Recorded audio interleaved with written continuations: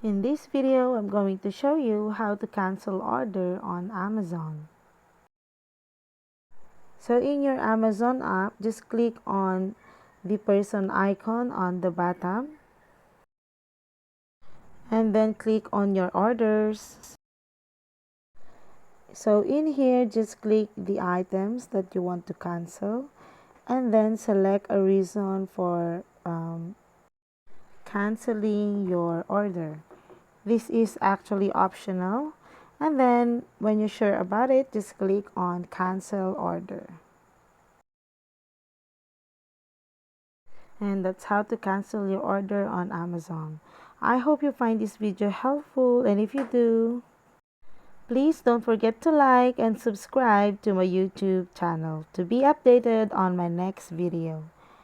Thank you for watching.